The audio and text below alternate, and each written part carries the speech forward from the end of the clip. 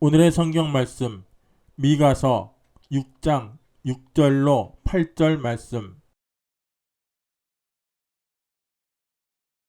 내가 무엇을 가지고 여호와 앞에 나아가며 높으신 하나님께 경배할까? 내가 번제물 1년 된 송아지를 가지고 그 앞에 나아갈까? 여호와께서 천천의 수양이나 만만의 강수 같은 기름을 기뻐하실까? 내 허물을 위하여 내 맏아들을 내 영혼의 죄를 인하여 내 몸의 열매를 드릴까? 사람아, 주께서 선한 것이 무엇임을 내게 보이셨나니 여호와께서 내게 구하시는 것이 오직 공의를 행하며 인자를 사랑하며 겸손히 내 하나님과 함께 행하는 것이 아니냐.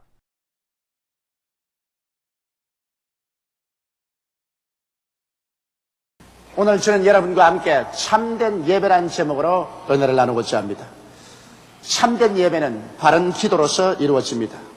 하나님의 말씀을 듣고 찬양드리고 그리고 기도 드리지 아니하면 하나님과의 교통이 되지 않습니다. 하나님과의 깊은 교제가 이루어지지 않습니다. 그 때문에 많은 사람들이 교회는 열심히 출석하고 하나님 말씀도 듣고 찬송도 하면서 그 마음이 깨어지지 아니하고 맹숭맹숭한 이유는 하나님 앞에 기도드리지 않기 때문인 것입니다. 기도라는 것은 하나님과 우리가 영적으로 상하는 것으로서 우리의 영적인 생명은 기도로 말미암아 이루어지는 것입니다. 기도는 누구든지 다 할 수 있습니다. 어떤 어린아이라도 말을 못해도 외마디 소리로 아빠, 엄마란 말은 할 수 있는 것처럼 누구든지 하나님 우리 아버지께 나와서 외마디 소리로 부르짖어 기도할 수는 있습니다. 그러나 조리 있고 바르게 기도할 때 하나님과 더 친밀해지고 또 하나님의 은혜와 사랑과 축복도 풍성히 받게 됩니다. 그러면 예배의 가장 중요한 부분인 기도를 어떻게 해야 될까요? 많은 사람이 끊임없이 기도하고 있지만은 그러나 그 기도를 잘못하고 있는 사람이 많습니다. 그래서 기도를 100% 효과 있게 하지를 못하고 있습니다. 저는 오늘 바른 기도를 할 수 있는 길을 여러분과 함께 모색해 보고자 합니다. 첫째로 기도는 하나님께 찬양과 감사로 시작해야 되는 것입니다. 하나님께 나아갈 때 감사함으로 그 문에 들어가며 찬양함으로 하나님 앞에 나가야 됩니다. 하나님 앞에 나가는 사람이 원망과 불평과 탄식을 가지고 혹은 내 마음에 간절한 욕구만 가지고 나가서 하나님께 통곡하며 부르짖는다면 이것은 잘못된 기도인 것입니다.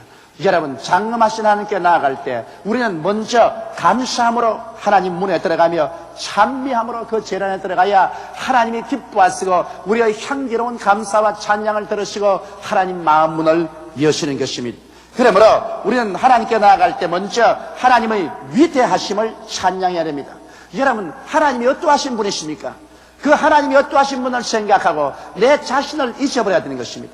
나 중심으로 기도하지 말고 하나님 중심으로 생각하고 기도해야 됩니다. 그러므로 여러분께서 하나님께 나아갈 때 먼저 하나님의 위대하심을 보십시오. 하나님께서는 저 하늘과 하늘의 하늘들도 지으셨습니다.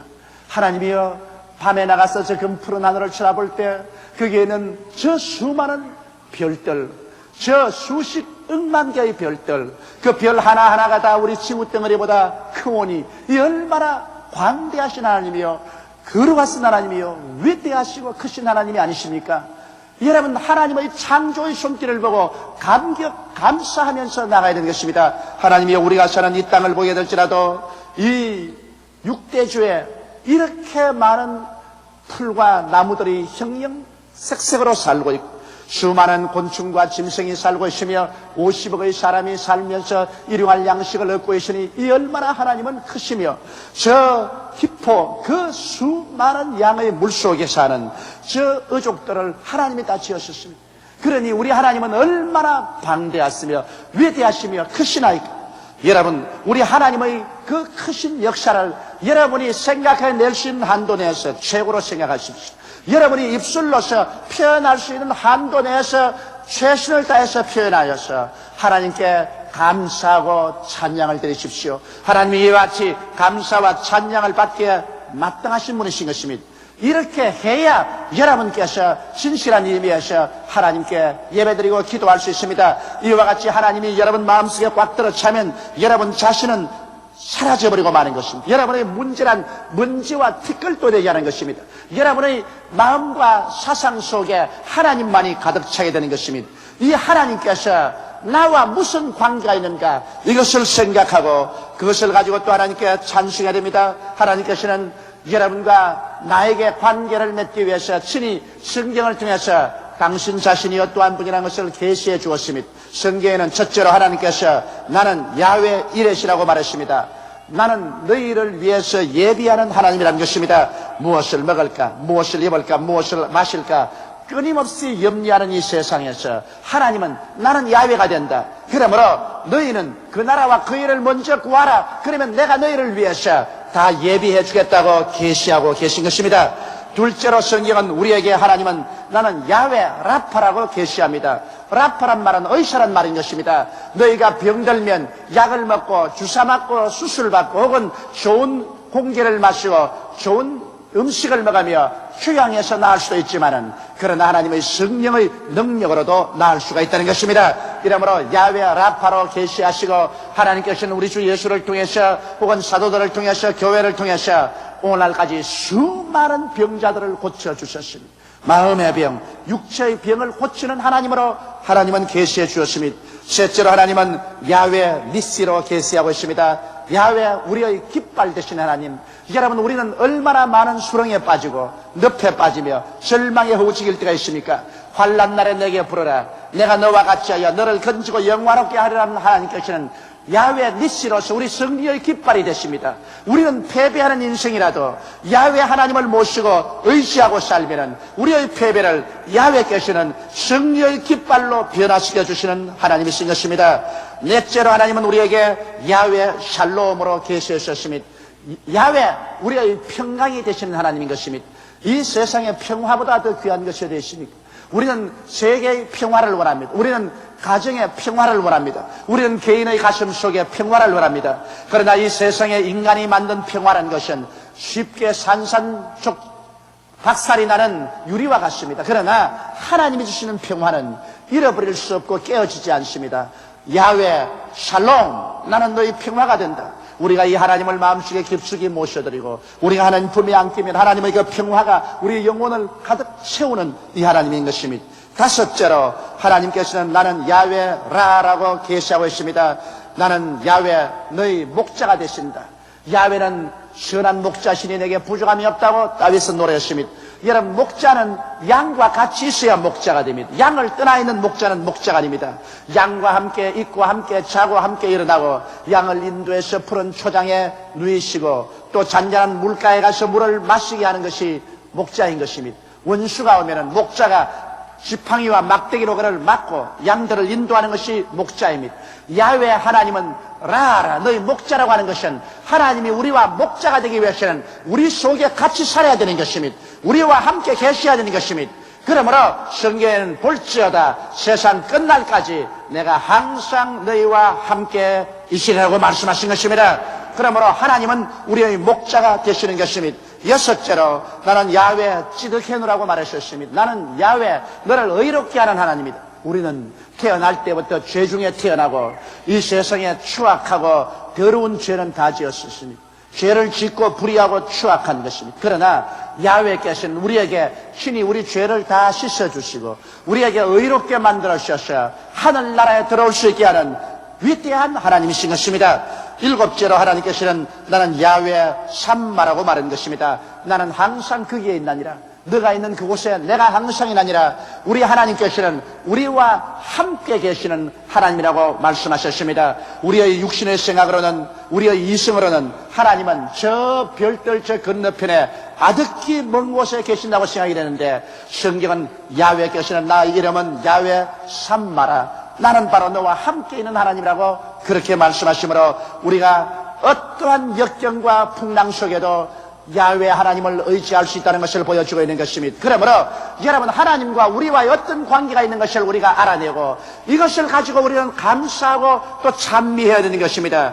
우주를 지으신 하나님을 찬미할 뿐이라 나와 이와 같은 연관성이 있는 하나님을 감사하고 찬미합니다. 하나님이여 날 위해서 예비해 주시고 치료해 주시며 나의 성녀의 깃발이 되시고 평화가 되시며 목자가 되시고 나의 의가 되시고 나와 항상 함께 계시는 하나님, 하나님을 찬미합니다. 이 일을 이루시기 위해서 그 독생자 예수를 보내시사 십자가에 못 박아 몸짓고 피를 쏟아 나 같은 죄인이 예수를 통해서 용서받고 구원받아 이 위대한 하나님 앞에 나와서 하나님의 7가지 은총을 누리게 만들어주시는 하나님 아버지여 감사합니다. 이 하나님을 찬미합니다. 우리는 그렇게 하나님께 감사하며 나와야 될 것입니다. 그러고 난 다음에 하나님께서 현재 나와 나에게 관계된 일들을 축복해 주신 것을 감사해야 됩니다. 여러분 얼마나 감사한 일이 많습니까? 우리같이 죄로 찌들어진 인생을 진토와 그런 무더기에서 건져내 주신 것 얼마나 감사합니까? 저는 기도할 때마다 말합니다. 하나님께서 직접 나를 불러주지 않으셨으면 나는 죄악에서 찌들어져 죽고 말았을 것인데 진토와 그런 무더기에서 일으켜 주신 하나님 감사합니다. 30여 전에 폐병으로 피를 토하고 죽을 수밖에 없었는데 지금쯤 벌써 땅속에 묻혀 백골이 진토가 되어야 될 건데 하나님이 나를 치료해 주셔서 감사합니다. 하나님 30여 전에 나는 빈손 들고 아무것도 없이 서울로 올라왔는데 오늘은 이렇게 세계 최대의 교회를 섬기며 주의 백성들을 섬길 수 있게 해주심을 감사하고 먹고 입고 마시고 살 수 있도록 해주신 하나님 감사합니다. 나의 온 가족과 식구들을 다 구원하시되 모두 다 하나님의 백성이 되게 만들어주신 것을 감사합니다. 여러분 이처럼 감사할 것이 얼마나 많은지요. 그러므로 여러분 자기 개인에 소속한 모든 것을 들어서 하나님께 감사해야 되는 것입니다. 이와 같이 나가야 기도가 되는 것입니다. 그러므로 하나님께 나갈 때 하나님이 어떠하신 분인 것을 감사하고 찬미하고 하나님이 나와 어떠한 관계가 있는 것을 말하고 감사하고 찬미하고 내게 주신 축복을 기억하고 감사하고 찬미하고 나갈 때 하늘문이 여러분 위에 열리게 되는 것입니다. 여러분 감사함으로 그 문에 나아가며 찬양함으로 그 앞에 나간다는 것 잊지 마시기 바랍니다. 이것을 알지 못하고 기도하면 수많은 기도가 헛되게 드리는 기도가 되고 마는 것입니다. 둘째로 그렇게 하고 난 다음에는 이제 간구하는 기도가 되어야 됩니다. 그 간구하는 기도라는 것은 이제 하나님께 나가서 내 개인의 구할 것 구하는 기도인데 이 간구의 기도에는 반드시 회개의 기도가 따라야 되는 것입니다. 우리는 아무리 예수 믿고 구원받은 사람이라도 매일 죄를 짓습니다. 그러므로 매일같이 우리는 죄를 회개해야 됩니다. 매일 얼굴을 씻고 매일 손발을 씻는 것처럼 매일 하나님 앞에 나가서 우리는 죄를 회개하고 예수님의 십자가의 보배로운 피로 우리 자신을 씻어야만 하는 것입니다. 하나님께서는 죄를 짓고도 자기를 타당화하고 고집을 부르고 죄를 감추려고 하는 자는 가차없이 버리십니다. 그러나 죄를 짓고 깨어져서 회개하는 사람은 하나님께서 긍휼히 여기시는 것입니다. 이러므로 우리가 하나님 앞에 나가서 죄를 회개하고 난 다음 그 다음 간절한 마음으로 우리 하나님 앞에 우리 소원을 아뢰야 됩니다. 우리는 수없이 많은 소원이 있잖아요. 저는 하나님께 나오면 제일 간절히 기도하는 것은 우리 50만 성도 영혼이 잘 되고 범사가 잘 되고 강건하게 하옵소서. 우리 50만 성도의 가족들을 다 구원해 주시옵소서. 그것이 내 주야의 소원으로 기도하는 것입니다. 저는 우리 강남 제2성전이 완공되게 하시고 우리 교육관이 지어지게 하시고 우리 라디오 텔레비전 문서전도가 천하에 나가서 수많은 영혼을 구원하게 하여 주시옵시고 우리 세계 각지에 있는 선교사와 그 가족들이 하나님 은총 중에서 잘 목회하게 해달라고 간절히 기도하고 개인에 속한 내 모든 자녀와 가족들을 위한 간절한 기도를 드립니다. 그러고 난 다음에는 하나님 성령의 인도대로 기도합니다. 성령이여 인도하여 주셔서 원하시는 자를 위해서 기도하게 해 주시옵소서. 성령이 내 마음에 인도하시는 대로 간절한 간구의 기도를 드리게 되는 것입니다. 그러고 난 다음에 이제 세 번째로 기도는 생활의 기도가 또 이루어져야 되는 것입니다. 여러분 교회에 와서나 혹은 집에서나 기도원에서 금식하고 철야하고 부르짖어 기도하는 것 좋습니다만 이 기도를 마치고 내가 집에 돌아와서 내가 사회생활할 때 생활 속에 기도와 예배가 따르지 않으면 입으로 한 기도는 다 무효가 되어버리고 마는 것입니다. 생활 속의 기도란 무엇일까요? 입술로 한 기도와 함께 우리의 생활 속에 하나님의 뜻이 이루어지도록 해야 되는 것입니다. 오늘 읽은 이 성경 말씀 미가서 7장 8절에 보면은 사람아 주께서 선한 것이 무엇임을 내게 보이셨나니 야훼께서 내게 구하시는 것이 오직 공의를 행하며 인자를 사랑하며 겸손히 내 하나님과 함께 행하는 것이 아니냐, 그렇게 말씀하셨습니다. 그러므로 이 세상에 나가서 살 때 우리 하나님께서 원하시는 삶을 살아야 우리의 입으로 한 기도가 효과가 되는 것입니다. 그러므로 생활 속의 예배, 생활 속의 기도는 무엇일까요? 첫째로 공의를 행하는 것이라고 말하는 것입니다.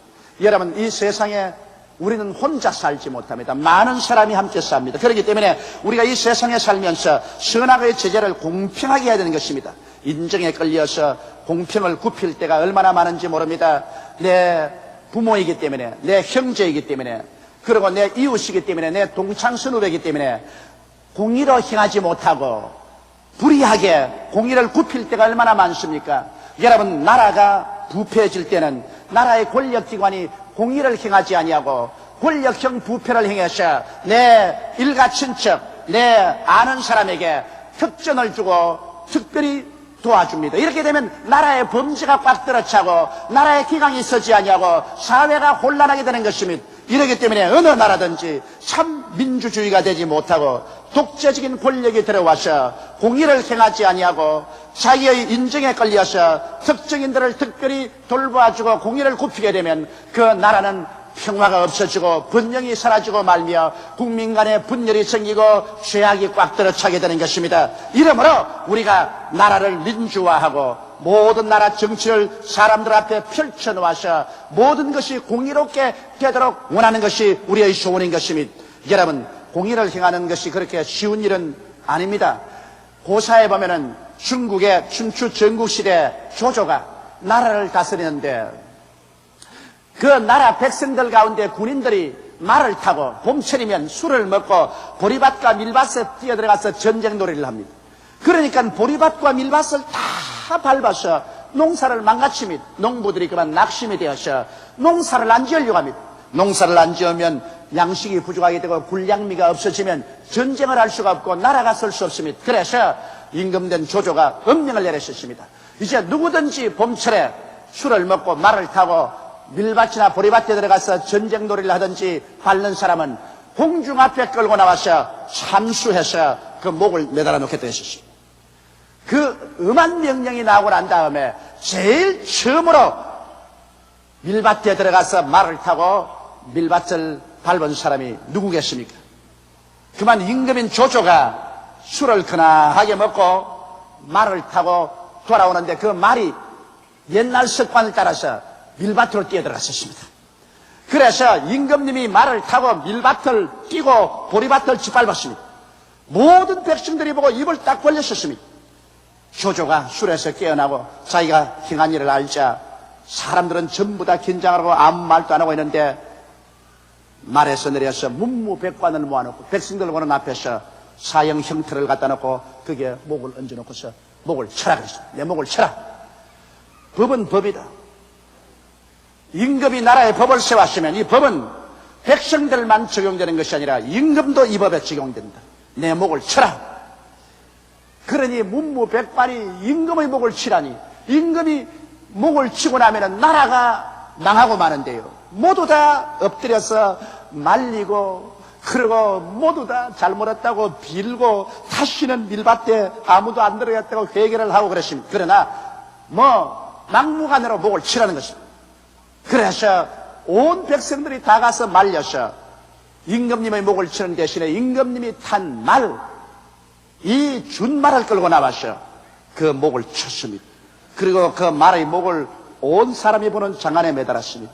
그러자 그 명령이 추상 같았습니다. 그가 공의를 행했기 때문에 이제는 어떤 누구도 감히 말을 타고 밀밭에 들어가서 밀을 밟지를 못했었습니다.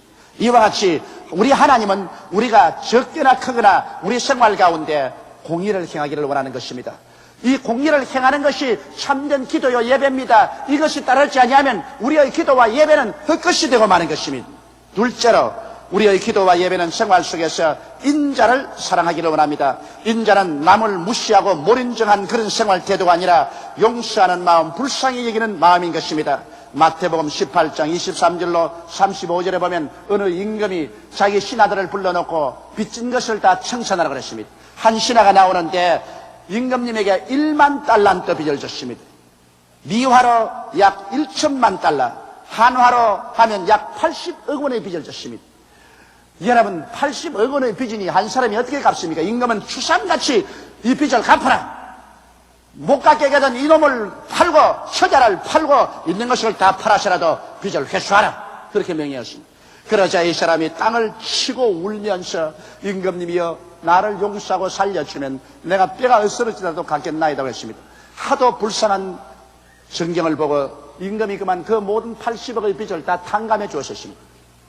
이 사람은 얼씨구나 좋다 절씨구나 좋다 뛰고 꿀리며 기뻐하며 왕궁에서 나와서 집으로 돌아가는데 자기 친구 한 사람 만났습니다. 그 친구는 이 사람에게 100데나리 빚을 졌는데 미화로 약 2,000불, 한국 돈으로 말하면 160만 원 정도 빚을 졌습니다. 그 친구 멱살을 딱 잡고 야 이놈아 내 빚 갚아라. 여보게 시간만 주면 내가 160만 원 갚았네. 무슨 소리 하는 거냐. 당장 갚아라. 당장 내가 돈이 없다. 그러니까 끌어다가 감옥에 쳐넣어버렸어. 이것을 본 다른 친구들이 마음이 굉장히 분했습니다. 어찌 저렇게 무례한 짓을 하냐. 자기는 80억 원을 탕감받으시면서 친구의 160만 원 탕감 안 해주고 잡아서 감옥에 가져다니. 그래서 이 사실을 임금에게 고했습니다. 임금님이 대노하셔서 그 사람을 잡아와서 무릎을 꿇어쳐놓고 말했습니다. 야 이놈아 네가 강구함으로 80억 원을 내가 탕감해 주는데 너는 마땅히 너희 친구 160만 원 빚진 것을 탕감해 줘야 마땅하지 않은가.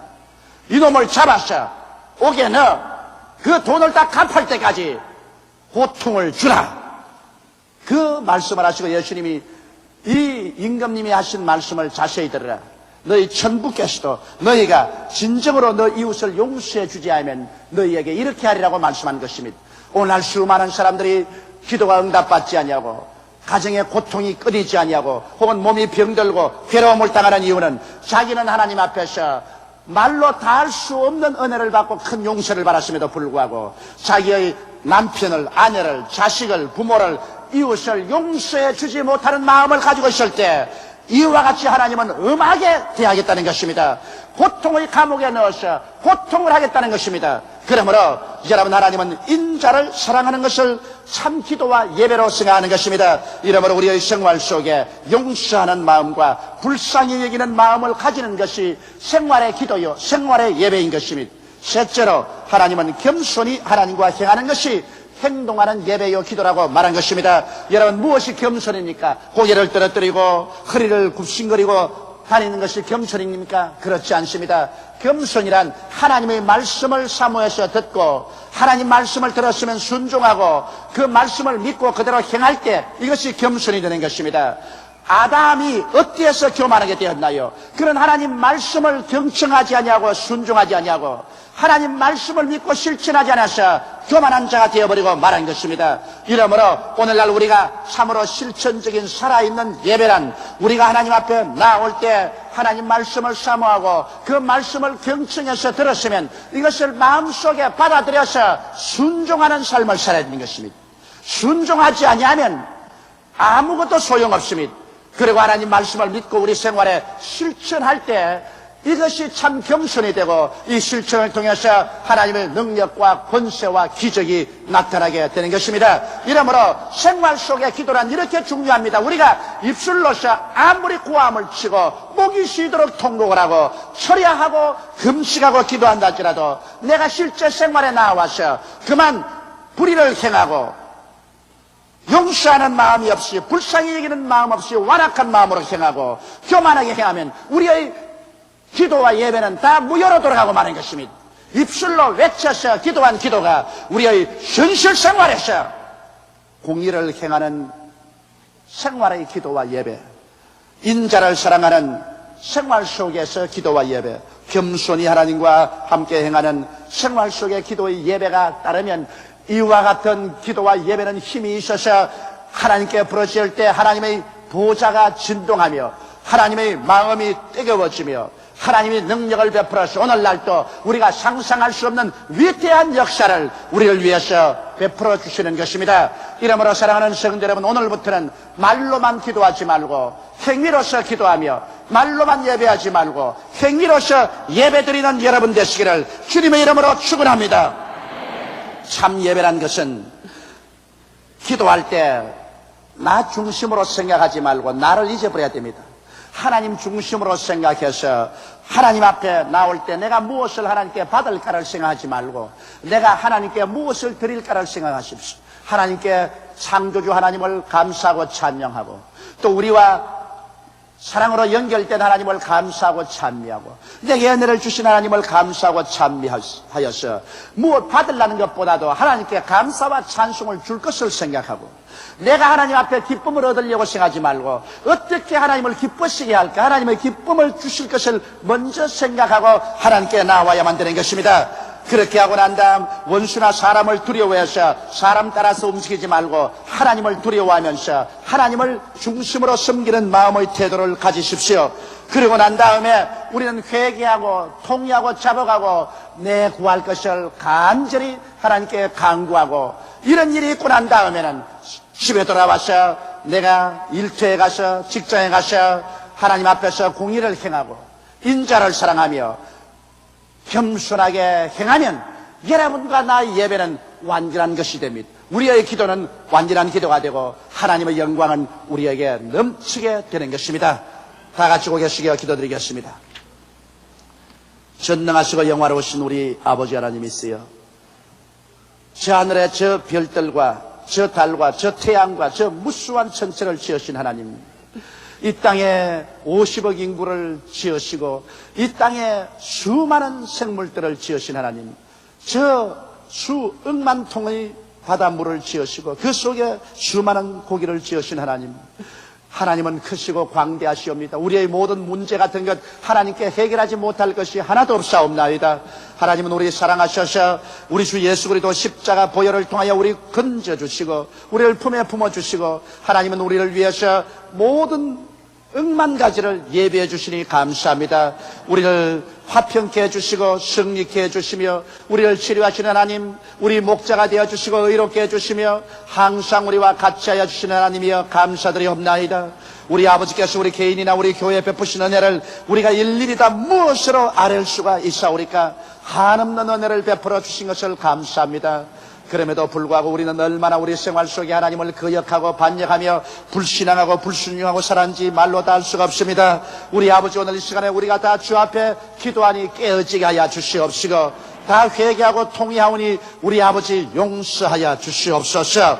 하나님 아버지여, 오늘 이 시간에는 우리 형제 자매들을 기억하시고 손을 내밀어 주의 품에 품어 주시옵시고 안수하여 주셔서 영원히 잘됨같이 범사에 잘되며 강건하게 만들어 주옵소서. 우리 여의도 순복음교회 소속한 50만 성도가 교회 들어오며 나가며 꼴을 얻게 되게 도와주시옵시고 그 가족과 자녀들이 다 하나님의 축복 속에 생활하게 도와주시옵소서.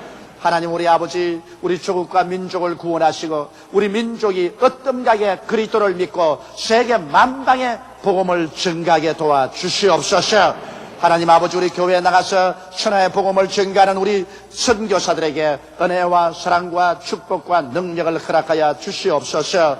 만군의 야훼 우리 아버지여, 우리는 말과 입술로만 기도하지 말고 우리가 세상에 나가시는 의롭게 살고 공의를 행하게 도와주시옵시고 내 아버지 인애를 사랑해서 긍휼과 자비한 마음을 갖게 도와주시옵시고 겸손하여 하나님 말씀을 듣고 순종하고 믿고 실천하는 우리들이 다 되게 도와주시옵소서.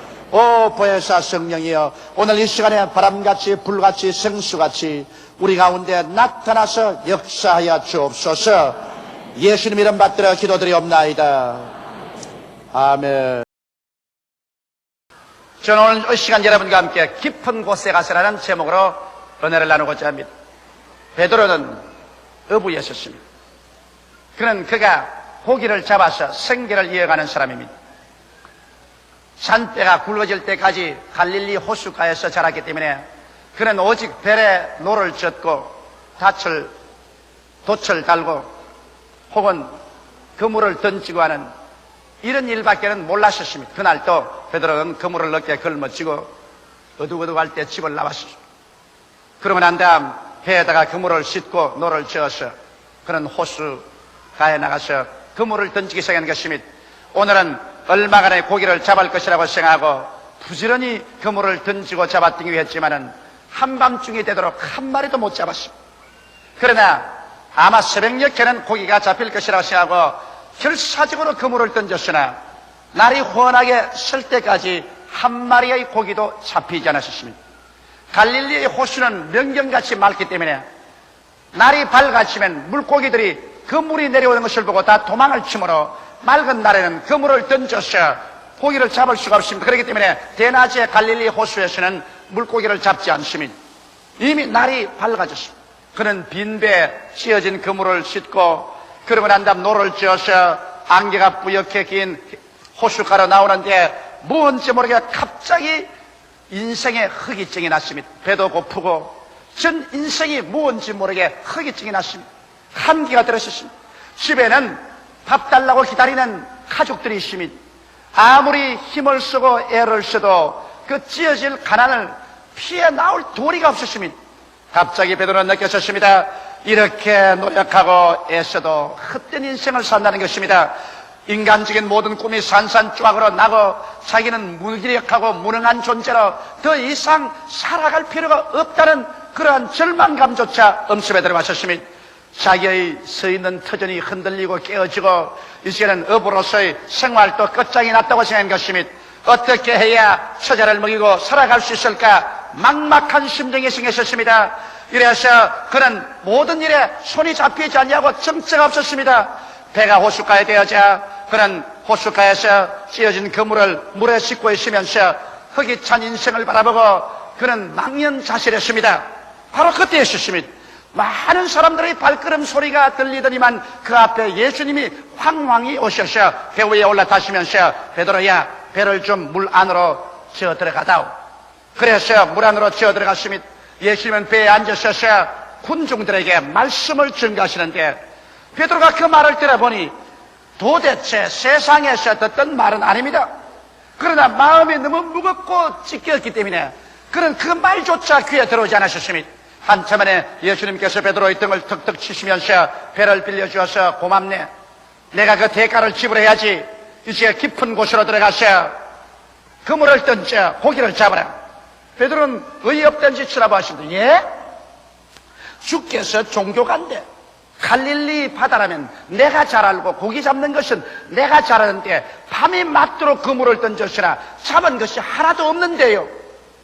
그러나 예수님의 그 형령한 눈이 그의 눈을 꿰뚫어보는 그 위험에 그만 압도되고 말았습니다. 그래서 그는 말하기를 예, 한 마리도 못 잡았지만은 주의 말씀이 가게서 깊은 곳으로 들어가서 그물을 던져보겠습니다. 그래서 예수님을 모신 채로 노를 쥐어가지고서 깊은 곳으로 들어가 그는 그물을 던지면서도 속으로 웃었습니다. 왜냐하면 더구나 환해지면 물고기가 전부 강 바닥으로 호수 밑바닥으로 들어가 버리기 때문에 물 위에 떠있는 고기가 있을 수가 없습니다. 그러나 말씀에 가게서 그물을 던지니까 그물이 묵직해요. 잡아당기니까 그물이 찌어져요. 폰이 고기가 얼마나 많이 잡혔던지 예수님과 함께 부지런히 배 채우고 나니 배에 가득하고 난 다음 그것도 다 채울 수가 없어서 기다리고 있는 야고보와 요한을 불러서 그 배를 가지고 와서 동료의 배에도 가득하게 채워줬습니다. 그러자 갑자기 베드로의 마음속에 이분은 하나님이시구나. 인간의 이성이나 상식이나 경험으로는 있을 수 없는 일을 하시는 분은 하나님이시다. 하나님이라고 생각하지 말자 그 마음속에 가슴을 찌르는 죄책감이 들어왔습니다. 그는 예수 앞에 엎드려서 말했습니다. 주님이여 나를 떠나소서 나는 죄인이로소이다.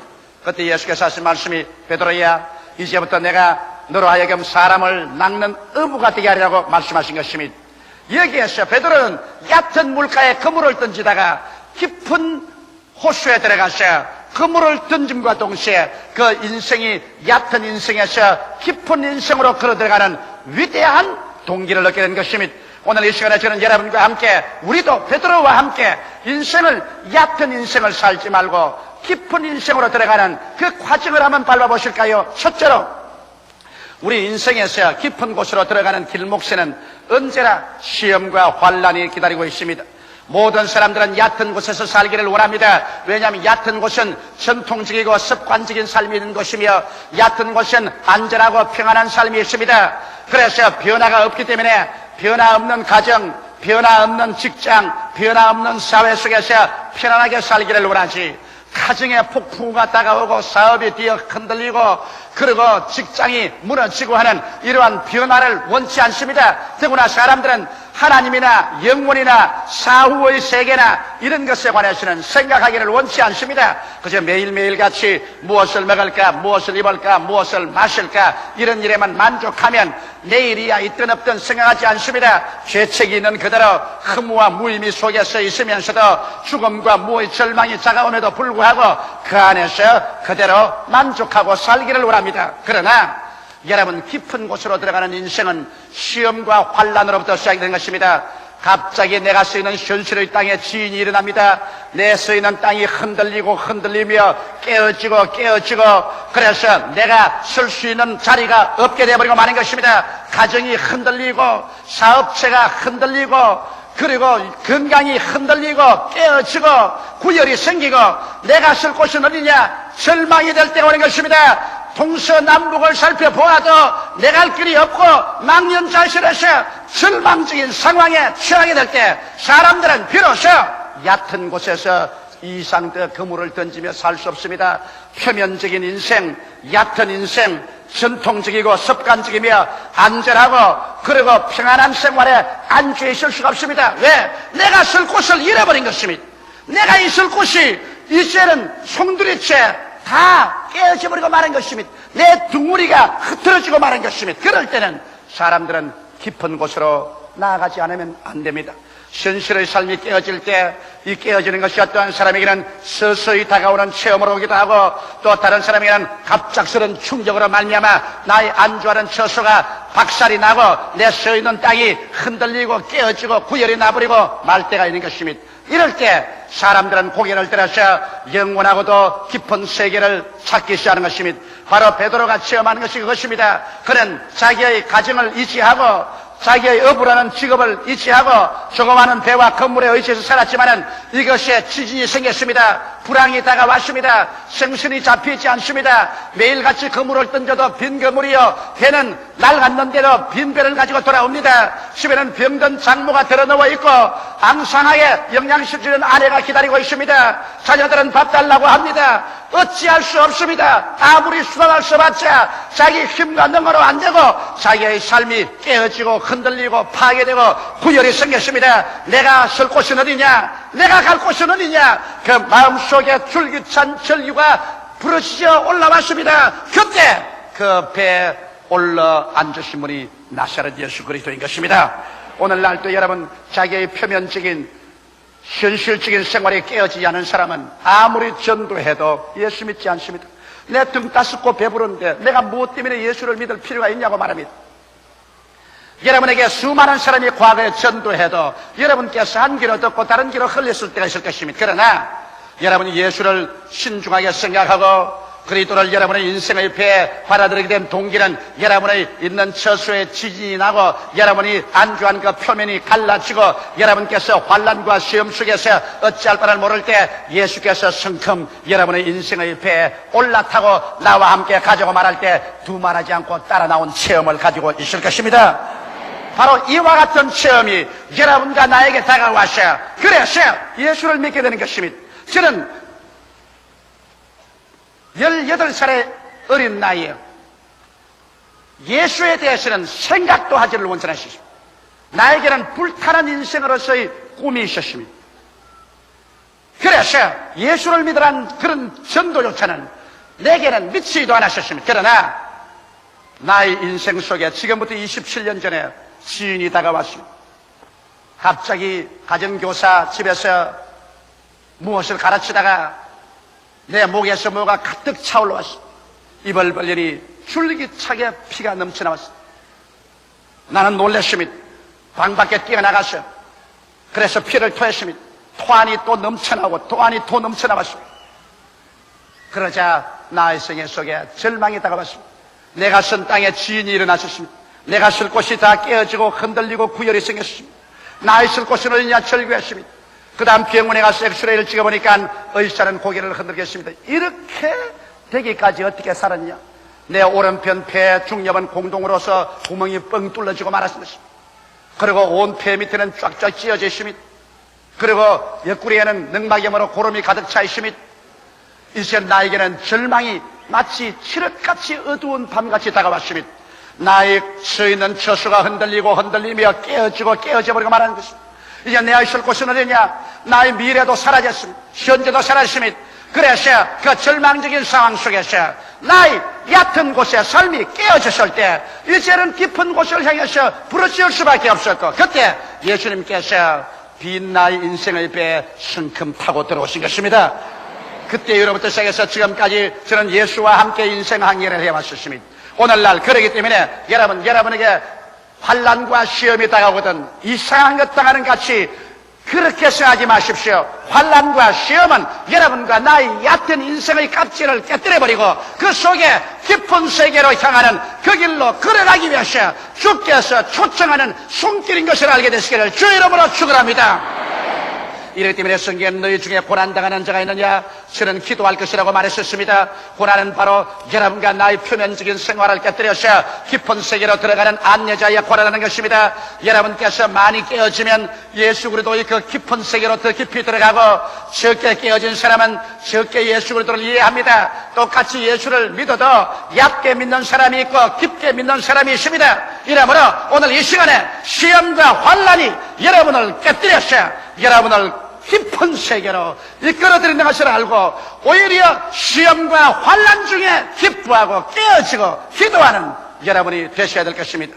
둘째로, 인생은 살면서 깊은 곳에서 들려오는 음성이 있습니다. 여러분, 깊은 곳에서 들려오는 음성이란 바로 성경 말씀인 것입니다. 이것은 이성적인 음성이 아닙니다. 이것은 경험적인 음성이 아닙니다. 이것은 성령으로 말미암아 계시적으로 들려오는 음성입니다. 이성으로서 판단할 수 없는 책입니다.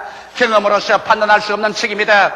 이것은 계시로서 받아들일 말씀인 것입니다. 이 계시의 말씀, 하나님 말씀을 갖다가 두 가지로 성경은 말하고 있습니다. 로고스란 말씀이 있고 레마란 말씀이 있습니다.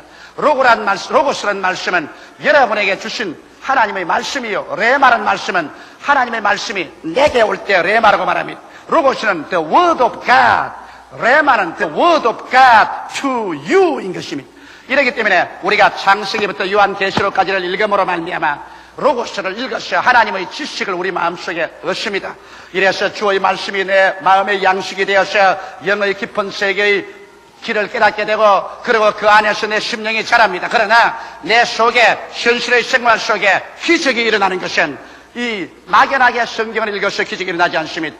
성경 말씀이 성령으로 말미암아 내게 주시는 개인적인 말씀, 로고스가 레마로 변화되어야만 되는 것입니다. 수많은 사람들이 성경에 기록해 놓았으니까 이 말씀대로 해보자, 그렇지 않습니다. 성경의 말씀은 천하인간 모든 사람에게 공평하게 준 것입니다. 이것은 하나님이 이런 일을 할 수 있다는 가능성의 지식을 보여준 것입니다. 그러나 내게 하나님의 역사가 일어나는 것은 로고스가 성령으로 말미암아 기도할 때 레마로 변화되는 것입니다. 내게 직접 주는 말씀이 되어야 하는 것입니다. 갑자기 성경을 읽다가 설교를 듣다가 기도하다가 성령께서 하나님 말씀을 가지고 내 마음속에 숲을 태우는 불같이, 바위를 주석에 때리는 몽둥이같이 심령을 뒤어 흔듭니다. 이것은 날 보고 하는 말씀이다. 그럴 때는 하나의 기록된 말씀이 아니라 바로 여러분에게 직접 하는 말씀이 되어버리고 마는 것입니다. 로고스가 아니라 레마가 되는 것입니다. 예수님께서 베드로에게 와서 베드로야 깊은 곳에 가서 그물을 던져 고기를 잡으라는 것은 하나님의 성경에 기록된 말씀이 아니라 베드로에게 직접 주는 말씀인 것입니다. 그러므로 여러분, 오늘날 우리는 성경을 읽을 때 많이 기도하고 설교 들을 때도 기도하고 개인 생활에도 기도해서 하나님이 내게 시방 주시는 말씀을 기다려야만 되는 것입니다. 그래서 하나님이 지금 내게 레마를 주시면 그 말씀을 믿고서 나갈 때 기적이 일어납니다. 믿음은 들음에서 나며 들음은 그리스도의 말씀으로 말미암아 되는데 이 말씀은 바로 레마입니다. 요 며칠 전에 캐나다에서 어느 캐나다 여성이 장거리 전화로 내 사무실에 전화했어요. 조 목사입니까? 그래서 그렇다니까 내가 과거에 캐나다에서 조 목사님이 승리할 때 와서 은혜 받은 사람인데 내가 병이 들었습니다. 고혈압에다가 신장이 나빠졌는데 병원에 가니까 장기 입원을 하라고 합니다. 그러나 성경 말씀을 보면 제가 우리 연약한 것을 친히 담당하시고 우리 병을 짊어지셨다 했고, 제가 채찍에 맞음으로 너희가 나음을 입었다고 말했는데 내가 과연 병원에 입원해서 장기 치료를 받을까요? 이 말씀에 이지해서 그대로 나갈까요? 그래서 내가 말했습니다. 자매님, 제가 채찍에 맞음으로 너희가 나음을 입었다는 말씀이나 제가 우리 연약한 것을 친히 담당하시고 병을 짊어지고 가시다는 말씀은 로고스요. 그럼 천하 모든 인간에게 하나님은 이런 일을 할 수 있다고 가능성을 보여주신 것이요. 당신이 기도할 때 이 말씀이 마치 숲을 태우는 불같이 바위를 쳐서 깨뜨리는 몽둥이같이 당신 개인에게 부딪혀와서 바로 너보고 하는 말이다. 여러분 개인에게, 당신 개인에게 확신을 주시거든 그것은 레마로 변하는 거예요. 그런 레마가 오기 전에는 당신은 병원에 가세요. 하나님은 공기를 통하여, 양식을 통하여, 그렇지 않으면 간호원을 통하여, 좋은 약과 의사를 통하여 우리를 치료해 줍니다. 그러나 기도할 동안에 이 말씀이 살아서 운동력이 있어 당신에게 개인적인 말씀으로 다가오게 되면 그때는 하나님의 기적을 의지하시오. 그러니까 전화를 하고 있다가 목사님, 지금 목사님 책상에 테이프 레코더에 음악을 틀어놓았습니까? 안 틀어놨는데요. 그런데 내 귀에는 자꾸 이런 음악이 들립니다. 오직 믿음, 오직 믿음, 능치 못하 먹겠네, 능치 못하 먹겠네. 국제 전화를 그런데 국제 전화 노선에 그 찬송이 나올 턱이 어디 있습니까? 틀림없이 목사님 그 테이프 레코더 틀는데 한번 살펴보세요. 나는 그런 테이프 안 틀었어요. 내 귀에는 전혀 안 들립니다. 근데 지금 내 귀에는 지금도 들려요. 오직 믿으라, 오직 믿으라, 능치 못하 먹겠네. 그래서 자매님, 그게 바로 레마입니다. 그게 바로 하나님께서 당신이 하나님을 의지하라고 하는 것이니 좋습니다. 계시를 의지하시오. 내가 기도해 드리리이다. 그래서 제가 예수 이름으로 기도를 해 드렸습니다. 레마는 이와 같이 여러분 가슴 속에 직격으로 다가오는 것입니다. 오늘날 그러므로 이 성경 모든 진리의 말씀은 로고스요. 여러분에게 하나님에 대한 지식을 가르쳐주고 하나님은 이런 일을 할 수 있다는 것을 보여주며 여러분의 영의 양식이 되지만은 그러나 여러분에게 직접으로 하나님께서 기적적으로 역사할 때는 막연히 성경만 읽고 나가지 마시고 이 성경 말씀이 성령으로 말미암아 내 개인에게 주시는 레마가 될 때 그 말씀에 의지하는 여러분 되시기를 주의 이름으로 축원합니다. 그럴 때 이 성경 말씀은 현실적인 나의 말씀이 되며 현실의 나의 생활 속에서 나타나서 기사와 이적을 행하는 말씀으로 변화되어 버리고 마는 것입니다. 셋째로 여러분 그렇게 되면 이제 믿음의 결단을 내려야 되는 것입니다. 베드로는 하나님의 말씀을 들었습니다. 예수님의 말씀을 들었습니다. 베드로가 배를 지어서 바다 안으로 들어간 것은 맹목적으로 들어간 것은 아닙니다. 베드로가 들어간 것은 반드시 예수 그리스도께서 깊은 곳에 가서 그물을 던져 고기를 잡으라는 말씀에 입각하는 것입니다. 오늘날 사람들은 생각하기를 기독교는 맹목적인 신앙이다, 맹목적으로 믿으라고 한다 그러는데 그렇지 않습니다. 우리는 믿을 수 있는 이유를 가져야 믿습니다.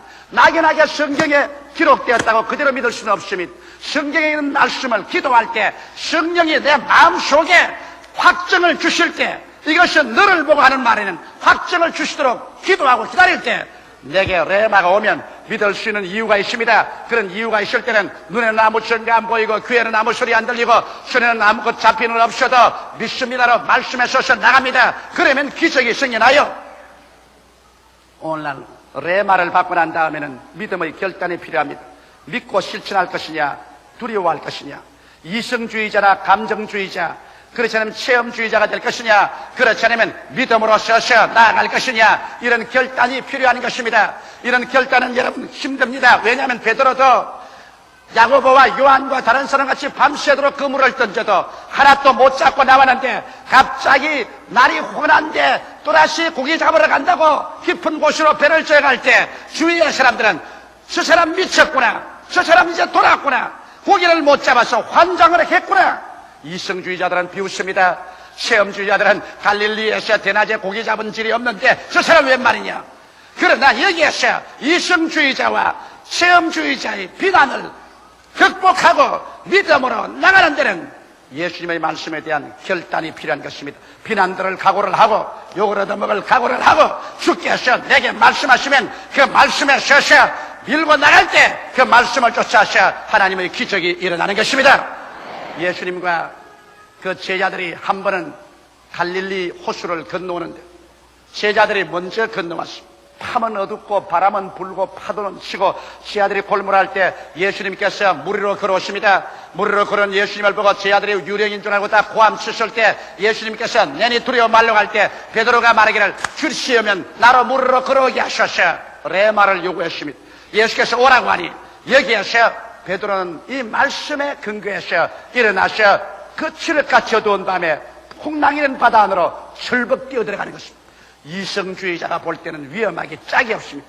경험주의자가 볼 때는 자살적인 행위인 것입니다. 그러나 베드로는 하나님의 말씀을 받았기 때문에 말씀에 서서 믿을 수 있는 이유가 있으면 눈에는 안 보이고 귀에는 안 들리고 손에는 안 잡혀도 말씀에 쇠쇠 첨벙첨벙 들어갈 때 그는 무리로 걷기 시작한 것입니다. 오늘날 또 하나님 말씀 위에 서서 여러분이 걸어나가면 기적이 일어나는 것입니다.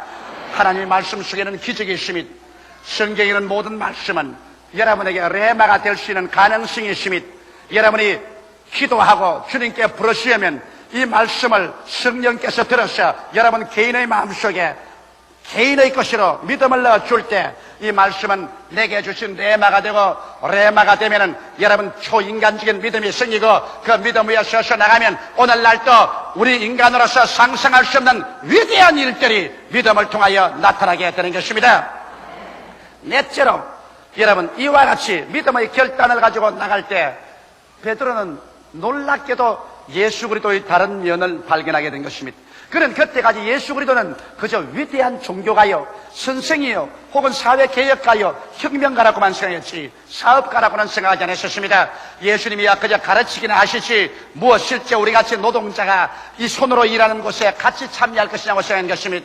그러나 그가 예수께 배를 빌려 드리고 난 다음 예수께서 베드로야 깊은 곳에 가서 그물을 던져 고기를 잡으러 갈 때 그는 의안이 벙벙했습니다. 이 100명 스승이 무엇을 안다고 고기를 잡으라니 갈릴리 호수야 내가 알고 그 물이야 내가 던져왔는데 이분이 누구냐? 그러나 그분의 그 위험에 압도되어서 그는 그리스도의 하신 말씀대로 배를 저 깊은 곳에서 그물을 던지자 고기가 많이 잡히는 것을 보고 그 즉시로 예수님에 대한 새로운 모습을 깨달으셨습니다. 예수는 말씀만 가르치는 그리스도가 아니라 함께 고기를 잡고 함께 밥을 짓고 함께 공장에서 기계를 돌리고 함께 노동자에 가서 노동을 하고 함께 농사를 짓고 함께 우리와 피와 먼지와 땀 속에 가담해서 우리의 영혼만 잘되게 할 뿐 아니라 범사에 잘되게 하는 살아계신 실제적인 하나님이라는 것을 깨닫게 된 것입니다. 오늘날 너무나 많은 사람들이 예수님은 그저 말씀만 가르치는 그러한 분인 줄 알고 있습니다. 예수 그리스도께서 실제로 정치가와 함께 정치를 하시고 군인들과 함께 실제 전쟁을 하시고 공장에 들어가서 기름 옷을 입고 실제 기름으로 기계를 돌리시고 실제로 농장에서 새카맣게 얼굴을 태워가면서 농부와 함께 일하시는 이와 같은 인생 동업자로서 예수를 알지 못하고 있는 것입니다. 베드로는 비로소 그가 레마의 말씀을 받아 믿음으로 실천하자마자 주님께서는 우리의 무엇을 먹을까, 무엇을 입을까, 무엇을 마실까, 우리의 일상적인 생활 속에 와서 함께 일하며 함께 주께서 위대한 창조적인 삶을 주시는 하나님인 것을 깨닫게 된 것입니다. 예수님은 복음을 증가하는 하나님뿐 아니라 사업가요, 실업가요, 정치가요, 군인이요, 의사요, 여러분과 나와 함께 있어서 우리의 모든 생활에 의지할 수 있는 위대한 하나님이 된 것을 믿게 되시기를 주의 이름으로 축원합니다. 베드로가 그물을 던질 때 예수님도 함께 그물의 한 깃을 잡고 던져주시고 그물을 잡아 당길 때 예수님이 함께 잡아 당겨주시고 고기를 주워 담을 때 베드로와 예수님은 부지런히 손에 고기 비린내를 내면서 주워 담았습니다. 베드로의 배에 가득에 채우고 야고보의 요한의 배에도 가득 채웠습니다. 언제 말씀을 전가하던 예수님의 손에는 고기가 잡히고 비린내가 나고 그물을 잡아 당기고 합니다. 예수님께서 여러분 교회에 와서 예배 드릴 때만 예수님이라고 생각하면 안 됩니다. 예수님은 여러분 가정에 가실 때, 여러분의 사업장에 가실 때, 직장에 가실 때, 공장에 가실 때, 농장에 가실 때 예수님께서 땀을 흘리시고 기름 냄새를 풍기시고 흙을 묻히시면서 함께 일하는 인생의 동업자여 주께서 함께 하심으로 말미암아 직업의 귀천은 있을 수가 없고 어느 곳이나 주를 위해서 위대한 창조적이고 생산적인 삶을 살 수 있다는 것을 믿어야 할 것입니다. 예수님께서는 여기에 보십시오. 주님은 베드로의 배만 가득히 채워도 좋은데 거기 기다리는 야고보와 요한의 배도 채웠습니다. 왜? 밤새도록 같이 일했는데 베드로만 배에 가득 채우고 간다면 야고보와 요한이 얼마나 섭섭하겠습니까? 그러므로 주님께서는 섭섭한 사람이 없게 하기 위해서 우리에게 생명을 주되 넘치게 주어서 남과 나누어 주기를 원하는 것입니다. 내 배만 채우지 말고 남의 배도 채우자. 이래서 주님은 잔이 넘치는 생활을 주셔서 나만 마시지 말고 남도 마시게 하자. 사랑도 남에게 채워주고 믿음도 소망도 남에게 채워주고 축복도 나만 누릴 것이 아니라 남과 나누어 주고 그래서 내 배만 채울 것이 아니라 다른 사람 배도 채워주는 이것이 주님의 뜻인 것입니다. 모든 일에 항상 모든 것이 넉넉하여 모든 착한 일을 넘치게 하려 하심이라. 이러므로 깊은 곳에 들어가서 베드로의 문제는 해결되었습니다. 얕은 곳에서 밤낮으로 그물을 던지는 베드로에게 비로소 시험과 환란이 들어와서 얕은 그물을, 얕은 생활을, 얕은 인생을 산산조각으로 깨뜨려버리고 깊은 곳으로 뛰어들어가서 인생의 새로운 변화가 왔습니다. 그리스도를 만난 사람들은 모두 다 그들 속에 물질적인 얕은 세계가 아닌 깊은 영원한 세계를 가지고 있습니다. 그리고 이 깊은 세계 속에서는 말씀과 믿음으로 사는 귀한 역사가 일어나는 것입니다. 말씀을 통해서 살고 믿음으로 사는 인생, 그것이 바로 얕은 세계에 살지 않고 깊은 세계에 들어와서 사는 사람들의 생활의 모습인 것입니다. 나의 의인은 믿음으로 말미암아 살리라. 사람이 떡으로만 살 것이 아니요 하나님의 입으로 나오는 말씀으로 살 것이라. 말씀과 믿음으로 깊은 곳에 들어가서 창조적이고 기적적인 삶을 살게 되시기를 주의 이름으로 축원합니다. 다 같이 계시게 기도드리겠습니다. 사랑이 많으신 우리 아버지 하나님, 인생의 얕은 곳에는 조그만 바람이 불어도 파도가 치고, 조그만 흔들려도 지인이 일어나고, 조그만 변혁이 와도 천지가 개벽을 합니다. 그러나 깊은 곳에는 아버지 그렇지가 않습니다. 내 아버지는 우리가 얕은 곳에서 흔들리고 흔들리며 깨어지고 구열이 다가오는 것은 이 얕은 곳에 우리 영혼이 서 있을 곳이 못 되기 때문에 깊은 곳으로 들어가라는 신호인 줄 알고 있사옵나이다. 바로 깊은 곳으로 들어가는 길이요 진리요 생명이 예수 아닙니까? 예수를 통하여 아버지여, 얕은 곳에서 보이지 않은 영원한 세계 속으로 우리가 뛰어 들어가서 깊은 곳에서 들려오는 말씀을 듣고 깊은 곳에서 오는 성령을 받고 깊은 세계 속에 우리 삶의 뿌리를 두고 깊은 세계와 교제하고 살아나갈 때 얕은 곳에서 헤아릴 수 없었던 말씀을 믿고 사는 세계가 나오고 믿음을 가지고 사는 세계가 나오며 승리의 삶이 나타나는 것을 알고 감사하옵나이다. 아버지 하나님, 오늘 이 자리에 온 모든 우리 성도들 모두 다 얕은 곳에서 깊은 곳으로 들어가게 하여 주시옵소서. 예수님 이름 받들어 기도하옵나이다. 아멘. 저는 오늘 여러분과 함께 내가 너희를 쉬게 하리라는 예수님의 말씀을 가지고 은혜를 나누고자 합니다. 현대를 살아가는 사람들 중에서 남녀, 노유, 빈부, 귀천을 불구하고 수고하고 무거운 짐을 지지 않은 사람은 한 사람도 없습니다. 인간은 그 태어날 때부터 벌써 불티가 하늘로 올라감 같이 고난을 위해서 태어났다고 욥은 그 욥기에서 기록했는 것입니다. 사람은 벌써 태어날 때부터 죄책의 무거운 짐을 걸머쥐고 태어나며 흠모와 무의미의 무거운 짐을 짊어지고 태어나며 죽음과 절망에 부딪혀 산산조각으로 깨어질 수밖에 없는 무거운 짐을 지고 인생은 태어나게 되는 것입니다. 그 위에다가 개인 문제, 가정 문제, 생활 문제, 자녀 문제, 사업 문제, 이와 같이 문제가 우리에게 마치 소나기처럼 쏟아지는 것입니다. 이와 같은 크고 작은 문제에 짓눌려 사는 인생에게 진실로 마음의 기쁨과 평안과 삶의 즐거움이 있을 수가 없는 것입니다. 전 욥은 베를린에서 교역자 세미나 하는 동안에 강단에서 내려보고 내 마음속을 아주 찢어지게 하는 고통당하는 사람을 보았었습니다. 세미나에 참석하는 어떤 자매님 한 분은 이 척추암에 걸려가지고서 앉아서 강의를 듣고 있으면서도 순간순간 몸이 아파서 몸부림을 치는 모습을 봤고, 또 한 부인은 제게 기도받으려고 멀리서 왔는데 앉아있는 그 자리에서 현재 선지피가 그냥 하혈을 해서 온 마룻바닥에 시뻘겋게 피가 그냥 쌓여가고 있습니다. 나는 거기에서 고통당하는 군상을 보았었습니다. 물론 그들은 우리보다 잘 먹고 잘 입고 잘 살 수 있는 환경 가운데 있는 사람들인데도 불구하고 역시 인간에게 다가오는 그 고통은 피할 수 없는 사실을 보았었습니다. 이렇기 때문에 예수께서는 인생을 바라보시고 수고하고 무거운 짐진 자들이라고 말한 것입니다. 여러분, 실제로 우리가 인생을 살아갈 때 문제가 없는 인생은 없습니다. 또 문제가 인생을 파괴하지는 않습니다. 그 문제가 다가올 때 문제를 걸머쥐고 해결해 나갈 수 있는 힘이 없을 때 이것이 여러분과 나를 파괴하고 고통스럽게 하고 절망하게 하는 것입니다. 그런데 여기에 대한 예수님의 위대한 해답을 오늘 우리가 함께 들어보십시다. 예수님께서는 수고하고 무거운 짐진 인생을 그대로 내버려 놓지는 않은 것입니다. 예수님께서는 이런 인생들에게 참으로 우리에게 삶의 길을 보여주고 계신 것입니다. 첫째로 주님께서 하신 말씀은 수고하고 무거운 짐진 자들아 다 내게로 오라, 내가 너희를 쉬게 하려고 말씀하신 것입니다. 여기에 주님께서는 수고하고 무거운 형성색색의 짐을 진 사람들을 보고서 정부를 찾아가라 그렇게 말하지 않으셨습니다. 재물을 찾아가라 그렇게 말하지 않으셨습니다. 숙명적으로 되어서 절망하여 인생을 울면서 한평생을 보내라 그렇게도 말하지 않으셨습니다. 수고하고 무거운 짐진 자들은 다 내게로 오라고 말씀한 것입니다. 여러분, 주님께서 무책임하게 그런 말을 하시지 않으셨습니다.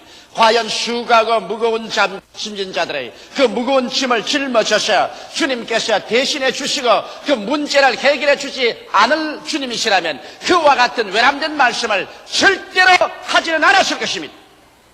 주님은 여러분 우리가 통상 말하는 이 세상의 사기꾼이 아닙니다. 또 시근하는 사람도 아닙니다. 자기 말을 하고 난 다음에 책임지지 않은 그러한 분도 아니신 것입니다. 하나님이시여 바로 하나님의 아들이신 예수께서 내게로 다 오라고 말할 때, 그리고 내가 쉬게 해 주겠다고 말할 때, 그 냉면 그대로 주님께서 우리의 문제를 해결해 주시고, 그리고 문제에 짓눌려서 파괴돼가는 우리들을 주님께서 살려주고 쉬게 해줄 것을 말한 것입니다. 이것을 볼 때 주님께서는 여러분과 나를 돕겠다는 적극적인 신을 하고 나신 것입니다. 여러분과 내가 도움을 주기를 원치 않은 주님의 옷자락을 잡고 몸부림을 치고 사정하는 것이 아니라 주님께서 자원하셔서 수고하고 무거운 짐진 자는 다 내게로 오라고 지금 이 시간에 청하고 있는 것입니다. 세상 사람들은 여러분 수고하고 무거운 짐진 자가 곁에 오면은 될 수 있으면 피하고 도망치려고 하는 것입니다. 내가 잘 먹고 잘 입고 잘 나고 출세했을 때는 일가 친척 형제들도 모두 다 환영을 하지만은 내가 낭패와 실망을 당하고 수고하고 무거운 짐을 지고 세상에 고난당할 때는 일가 친척 친구들도 모른 채 얼굴을 돌려버리고 마는데 어찌해서 예수께서는 이 세상에 수고하고 무거운 짐진 자들만 다 골라서 내게로 오라고 말씀하실까요? 그리고 쉬게 하겠다고 말씀하실까요? 이것은 예수께서는 보통 분이 아니시기 때문인 것입니다. 사람들이 늘 묻는 것은 과연 예수께서 우리를 수고와 무거운 짐에서 놓아줄 수 있는 그러한 실력이 계실까? 이런 질문할 사람이 많은 것입니다. 여러분, 예수님은 진실로 여러분과 나의 문제를 해결해 줄 수 있는 실력자인 것입니다. 왜냐하면 그런 창조의 문제를 해결하신 분인 것입니다. 성경에 보면 땅이 공허하고 혼돈하며 흑암이 깊어모였을 때 하나님의 아들 예수께서 말씀으로 천지를 지으셨습니다. 어둠 가운데서 주님은 빛을 창조하심으로 어둠 문제를 해결하셨으며 주님께서는 혼돈 가운데서 궁창을 지으심으로 말미암아 혼돈의 문제를 해결하셨습니다. 주님께서는 물을 한 곳으로 모이게 하시고 육지가 드러나게 하시고 각종 열매 맺는 나무와 풀이 드러나게 하심으로 말미암아 오늘 우리가 사는 이와 같은 지구를 만들어내는 문제를 해결하셨으며 주께서는 해와 달과 별들을 주께서 지어서 이 광막한 우주에 질서를 세우심으로 주께서 우주 창조의 문제를 해결하셨습니다. 주님께서는 공중의 새들과 물속의 물고기들을 지으셔서 생물이 번창하도록 하는 문제를 해결하셨으며 땅 위에 각종 짐승과 곤충들이 뛰어놀고 기기하심으로 생물의 문제를 해결하셨으며 마지막으로 이 모든 땅을 다스리고 정복하고 지배할 수 있는 하나님의 형상과 모양대로 지음받은 사람을 지어서 주께서 세상에 내놓으심으로 말미암아 이 세상의 문제를 해결하고 성공하는 그리스도라는 것을 보여주신 것입니다. 예수님은 실력자인 것입니다. 우주와 만물을 그 실력으로 지으신 그 예수께서 여러분과 나의 인생의 지극히 적은 문제를 해결하지 못할 것이라고 생각한다면 이것은 중대한 착오여 잘못인 것입니다. 예수님은 눈에 보이는 물질적인 삼라만상만 지으시고 창조하심으로 문제를 해결하실 뿐 아니라 주께서는 영적인 우주를 주님께서 지으시고 영적인 문제도 주께서 해결하신 것입니다. 우리 주님께서 우리 인생이 죄를 짓고 불임을 당하고 저주받고 병들고 마귀의 노유가 되고 죽음으로 산산조각이 나는 이러한 처지에 있을 때 이런 인생의 문제도 예수께서 친히 해결하셨습니다. 주님께서 십자가를 걸머지시고 하나님과 사람 앞에서 하늘에 높이 달려 피를 흘리고 살을 찢으심으로 말미암아 당신 자신을 내어 던져 이 인생의 영적인 문제를 해결하신 것입니다. 우리의 죄악을 청산하고 마귀의 무장을 해방시켜버리고 마귀를 주께서 멸하시고 질병을 대속하시고 저주를 청산하시고 죽음을 격파하시고 주께서 부활하심으로 말미암아 우리의 문제를 해결하신 주님이신 것입니다. 이러므로 주께서는 물질 세계의 문제를 해결하는 주인이시여 영적인 문제도 해결하는 주인이신 것입니다. 이런 주님께서 에레미야서 33장 3절에 분명히 말씀하기를 일을 행하시는 여호와 그 일을 지어 성취하는 여호와라고 소개하고 있는 것입니다. 하나님께서는 일을 지으시고 그 일을 성취하시는 일의 주인이신 것입니다. 원래 일은 여러분 하나님 것입니다. 천지와 만물을 짓는 일도 하나님이 하셨고 영적인 인생의 모든 문제를 해결한 일도 하나님이 하신 것입니다. 이러므로 일이란 하나님 주인이 되시고 우리 인생들이란 하나님 밑에서 살아가는 섬지기에 불과한 것입니다. 인생이 하나님의 일을 빼앗아가지고서 하나님밖에 할 수 없는 것을 자기가 하겠다고 외람스럽게 나왔기 때문에 오늘날 수고하고 무거운 짐을 짊어지게 된 것입니다. 이것이 우리 조상 아담과 하와로부터 시작해서 오늘 인생을 살아가는 우리들이 모두 다 외람지고 교만하고 금방지게 하나님의 일을 자기가 빼앗아서 하나님의 일을 자기가 하려고 하기 때문에 하나님을 뒷전으로 밀어제껴버리기 때문에 오늘 자기 일을 감당할 수 없고 해결할 수 없어서 피투성이가 되어가는 것입니다. 일의 주인은 하나님이십니다. 일을 지으시고 행하시는 일은 하나님이십니다. 여러분과 나는 하나님 밑에서 인생을 살아나가는 성지기에 불과한 것입니다. 이러므로 시편 37편 5절에도 너희 길을 여호와께 맡기라 저를 의지하면 저가 이루겠다고 말한 것입니다. 여러분의 길을 여러분 인생 혼자서 피투성이가 되어 해결하는 것이 아닙니다. 여호와께 맡겨라. 그러면 하나님이 맡아서 이루어 주십니다. 베드로전서 5장 7절에도 너희 염려를 다 주께 맡겨버려라 이런 저가 너를 권고하시리라. 하나님께서 여러분과 나의 염려를 다 책임지고 맡아서 여러분과 나를 돌보시기를 원하시는 적극적이요 창조적인 하나님이신 것입니다.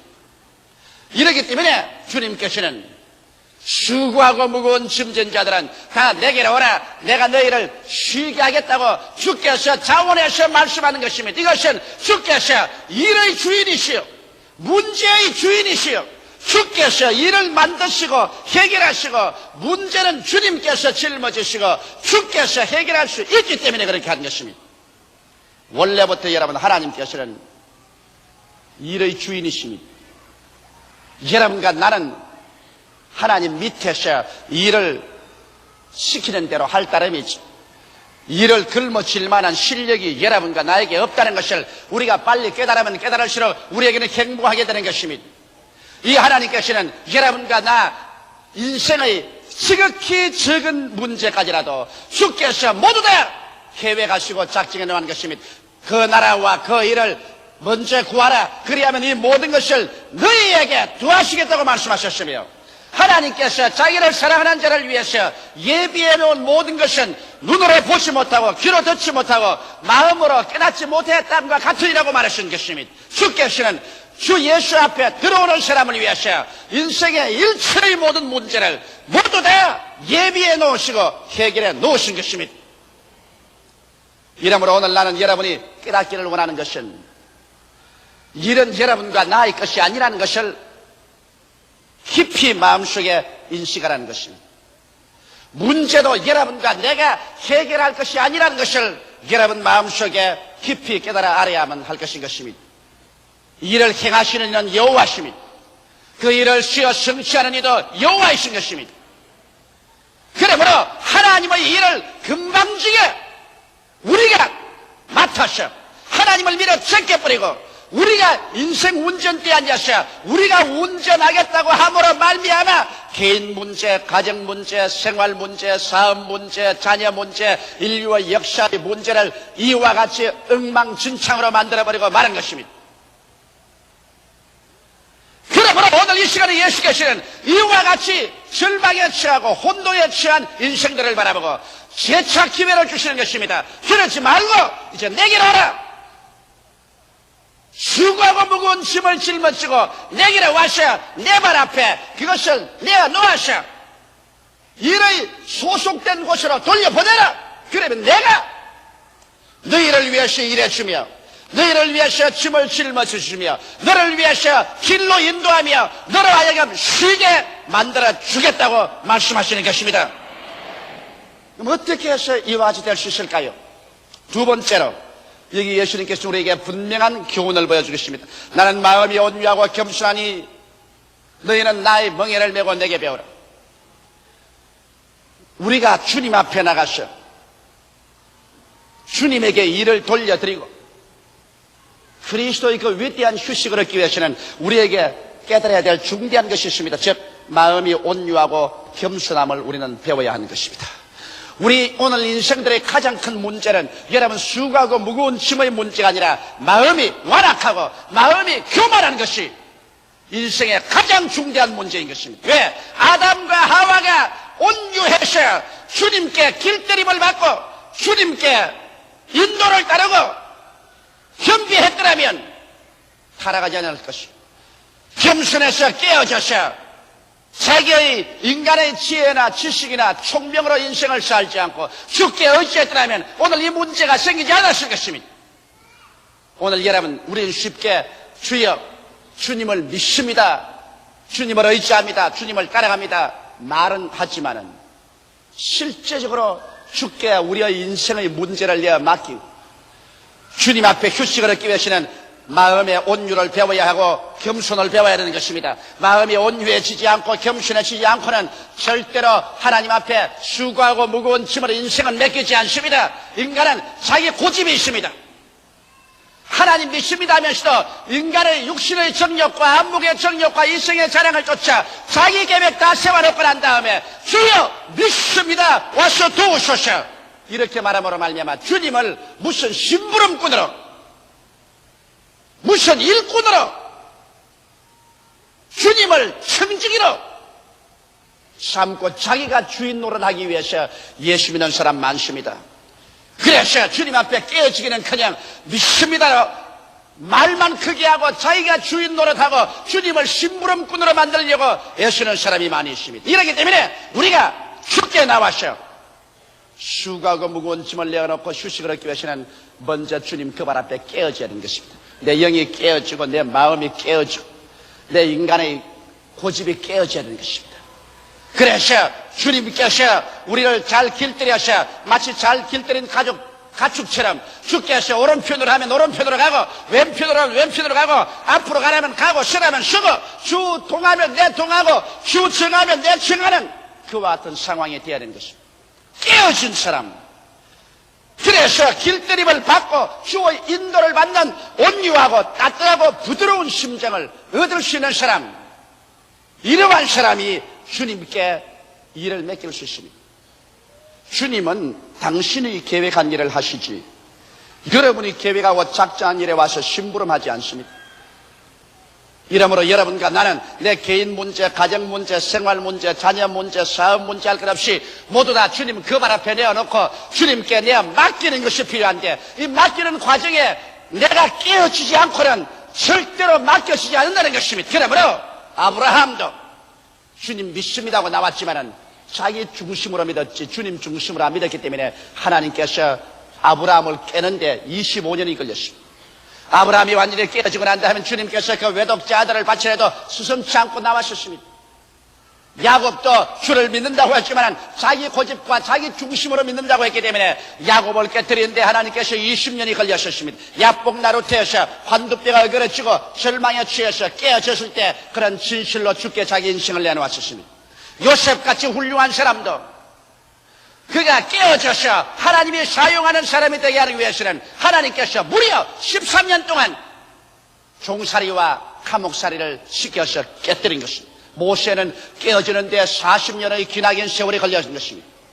이러므로 여러분, 우리가 주님 앞에 깨어지지 아니하고는 여러분의 수고하고 무거운 짐을 주께 맡길 수 없다는 것을 알아야 되는 것입니다. 깨어지는 것만 배울 뿐 아니라 우리는 겸손한 것 배워야 되는 것입니다. 내 지혜와 내 총명과 내 수단과 내 방법으로 내가 무엇을 한다는 이것이 깨어져서 주님 그 발 앞에 엎드려 하나님의 지혜와 하나님의 지식과 하나님의 능력과 하나님의 권세로 말미암아 일을 해나가기 때문에 전적으로 하나님께 모든 것을 내어 맡기고 의지하는 이와 같은 겸손함도 배워야 되는 것입니다. 이러므로 온유와 겸손을 배우고 그것이 우리 몸에 배이는 데는 오랜 세월이 걸리는 것입니다.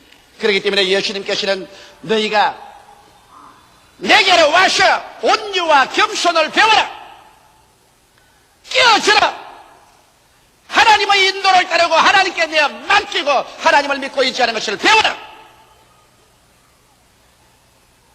그렇게 해야 너희 마음에 힘을 얻으리라고 성경에 말씀하고 있는 것입니다. 셋째로 주님께서는 나의 멍에 속으로 들어오느라 온유하고 겸손하게 순종하고 내게 맡기고 난 다음 나의 멍에 속으로 들어오느라 그렇게 말합니다. 이 멍에라는 것이 여러분 원래 사람들 생각에는 고통스러운 같이 생각하지만은 멍에란 고통스러운 것이 아닙니다. 멍에란 짐을 쉽고 가볍게 걸머지게 하는 하나의 수단인 것입니다.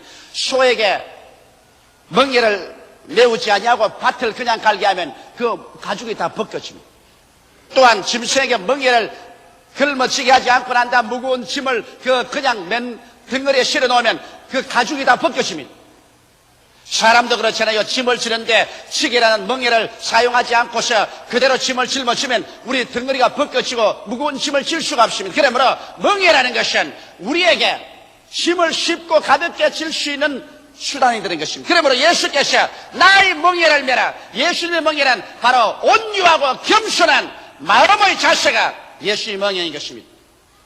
예수님께서 이 말씀하실 때 제 아들을 데리시고 바깥은 언덕에 앉아서 이 말씀을 하실 것입니다. 저 밑에 있는 농부가 지금 밭을 갈고 있습니다. 예수님께서 소를 가르치면서 너희는 나의 멍에를 메고 내게 배우러 갈 때 그 소가 멍에를 메고 끌고 가는 것을 제 아들이 보았을 것입니다. 중동에서는 여러분 멍에를 메어서 밭을 갈 때 우리 한국에서 볼 수 없는 재미있는 현상이 있습니다. 그건 뭐냐면 언제나 멍에를 어미 소에다가 얹혀놓고 그 다음에 새끼 소를 옆에다가 같은 멍에 속에 목을 집어넣습니다. 그래서 주인이 이리로 오른편으로 왼편으로 이렇게 소를 이끌어 나갑니다. 그러면 멍에는 어미 소의 목에 무겁게 걸리기 때문에 어미 소가 힘차게 땀을 뻘뻘 내가면서 끌어가는데 그 멍에 옆에 같은 멍에 새끼 소도 같이 목을 넣고서 따라갑니다. 그래서 새끼 소에게 밭가는 방향과 그것을 가르칩니다. 근데 새끼 소가 생각하기를 어미 소가 괜히 땀을 뻘뻘 흘리고 고생을 하네. 이렇게 멍에가 쉽고 가벼운데 이것이 뭘 힘든단 말이냐. 나 사실 무거운 멍에는 엄마 소 목에 다 걸려있고 새끼는 그 옆에 공짜로 따라가고 있으니까 자기는 따라가기는 따라가는데 사람들 보기에는 새끼가 무거운 짐을 끌고 가는 것 같으나 실상은 멍에는 어미 목에 걸려있는 것입니다. 그래서 고생은 어미가 하고 새끼는 공짜 옆으로 따라 만들기는 것입니다. 예수께서 말씀하신 바로 그것이 것입니다. 나의 멍에를 메고 내게 배우라. 멍에는 내가 짊어졌다. 이의 멍에 문제 해결의 멍에는 내 목에 걸려있다. 너희는 그냥 내 곁에 와서 순종하여 온유하고 겸비하여 내게 맡기고 내 곁에 들어와서 내 멍에 밑에 들어오너라. 그러면 사람들이 보기에는 네가 멍에를 끌고 수고하고 무거운 짐을 다 해결하고 나가는 것 같지만은 실상은 멍에는 내가 다 걸려있고 너는 곁에 그냥 따라오기 때문에 너희 짐은 쉽고 너희 짐은 가볍게 되고 마른 것이라고 말씀하신 것입니다. 여기에서 우리 신앙의 가장 깊은 묘미가 있는 것입니다. 예수님은 눈에 보이지 않는 하나님이신 것입니다. 그러나 예수님께서는 당신이 친히 인간 모든 일을 책임지시고 인간 문제의 해결을 책임지시고 인간의 모든 수고하고 무거운 짐의 멍에를 주님께서 친히 걸머지고 난 다음 우리를 보고서 내 옆에 오너라, 내 옆에 붙어서라. 중동에 있는 암소가 목에 멍에를 끼고 그 새끼를 옆에 끼고 그대로 밭을 가는 것처럼 내게 오너라. 죄의 문제도 멍에는 내가 걸머졌다. 질병의 문제도 멍에는 내가 걸머졌다.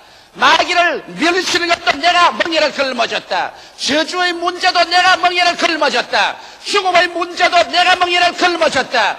인생에 무엇을 먹을까, 무엇을 입을까, 무엇을 마실까, 어떻게 살까 하는 멍에도 내가 걸머졌다. 그는 나 멍에다, 내 집이다. 너는 곁에 붙어서라. 그러고 함께 걸어가자. 할렐루야. 그러하면 사람들 보기에는 네가 끌고 가는 것지만은 실제는 멍에는 내 목에 걸려있다. 그렇기 때문에 너희는 마음이 온유하고 겸손하여 나의 멍에를 메고 내게 배우라. 그리하면 너희가 쉼을 얻으리니 나의 멍에는 쉽고 내 짐은 가볍다. 왜? 그리스도가 이미 목에 걸머져 있는 그 멍에다가 내 목을 갖다 놓고 그리스도가 이미 끌고 있는 그 짐에 내가 같이 거니까 예수님의 멍에는 쉽고 예수님의 짐은 가볍은 것입니다. 오늘 그러기 때문에 예수 믿는 생활이 기가 막히게 마음의 평안을 갖다 주고 기쁨을 가져주는 것은 우리가 예수 믿는 생활을 한다고 해서 짐이 없는 것은 아닙니다. 역시 인생을 살아가는데 어떻게 짐이 없을 수가 있나요? 짐이 없는 인생은 살아있는 인생이 아니라 죽은 인생인 것입니다. 짐은 다 같이 다가오지만은 그 짐이 예수님의 멍에에 걸려있기 때문에 우리는 온유하고 겸손하여 믿고 순종해서 따라가기만 하면 희한하게 영혼이 잘됨같이 범사에 잘되며 간결하고 생명을 얻되 넘치게 얻는 역사가 일어나게 되는 것입니다. 오늘 이 시간에 그러므로 여러분과 나는 예수님 앞에 나와서 예수님의 여러분과 나를 위해서 초청하는 그 초청에 응해야 될 것입니다. 수많은 사람들이 예수를 믿는다고 하면서 주여 주여 부르시면서 10년, 20년, 30년을 살아가면서도 마음에 휴식도 없고 마음에 평안도 없이 불안, 초조, 절망, 공포, 미움, 원한에 사무쳐서 물고 찢고 상처투성이가 되어서 사는 사람이 얼마나 많습니다. 이것은 종교적인 사람은 되었을지 몰라도 그리스도의 깊은 은혜 속에는 못 들어간 것입니다. 예수 믿는 생활하는 것은 여러분 우리가 천당 가는 것 이외에 없는 것이 아닙니다. 이 땅에 살면서 다른 사람과 똑같이 수고하고 무거운 수없이 많은 짐을 걸머쥐고 있으면서도 도저히 사람들이 상상할 수 없는 마음의 믿음과 소망과 사랑과 희락과 화평과 오래 참음과 자비와 양성과 충성과 온유와 절제를 가지고 기쁘게 살아갈 때 이것이 바로 예수 믿는 사람의 기적인 것입니다. 이것은 나의 결심으로나 나의 의지로 오는 것이 아닙니다.